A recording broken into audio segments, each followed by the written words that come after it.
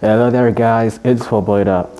With the release of the DXTN technology for wine in the latest version, I had to make a video on the topic. So, you see, gaming on GNU+Linux has always been somehow of a problem.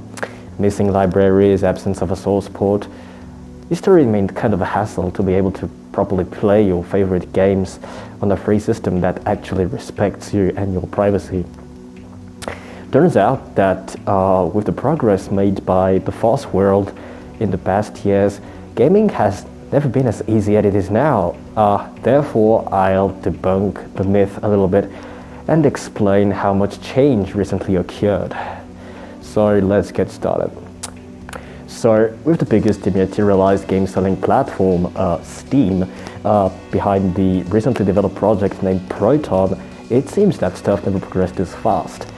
Gabe Newell, aka Lord Gaben for the intimates, CEO of Steam, always supported the cause of gaming on alternative platforms, GNU+Linux here in our case, as he never looked of a keen eye at the practices of most mainstream system developers such as Microsoft or Apple, and to be fair, there's a lot of reasons to frown upon them, so that's a point for him in my esteem.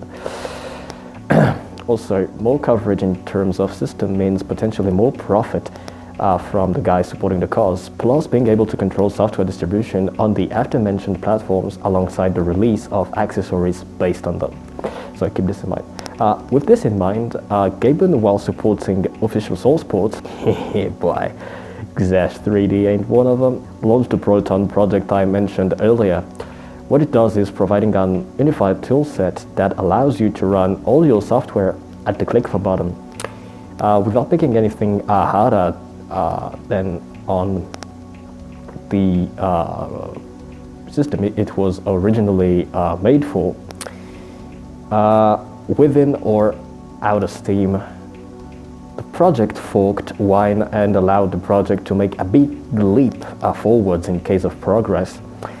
I'ma tell you something, the progress it made within a year, which is the time that passed since the project got created, is absolutely stunning.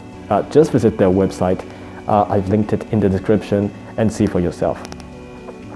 The contribution of a corporation as big as Steam was really empowering since they started proposing Proton to their user base. Well, sure, Proton isn't perfect and not all games are gonna work on it. But think about it for a second. The amount it did in the matter of a year, while keeping in mind it isn't still in early development, it makes me extremely enthusiastic when it comes to software support on GNU+Linux in the nigh future, as it reinforces the importance of free systems on the market and makes them an even more serious alternative to consider compared to non-free OSs such as Windows or Macintosh. When I'm looking back at a few years ago, a pure GNU+Linux environment for day-to-day use was simply not possible.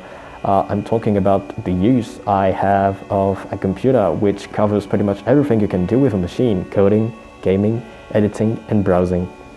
It wasn't just possible to do all of this in a practical manner within a free environment back in the day.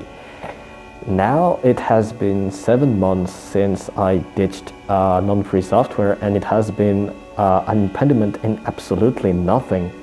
With Microsoft furtherly pushing Windows 7 users to migrate to Windows 10 and Apple going through controversy, time was never as appropriate as now to migrate to GNU+Linux. If you haven't already, give it a try. You won't regret it.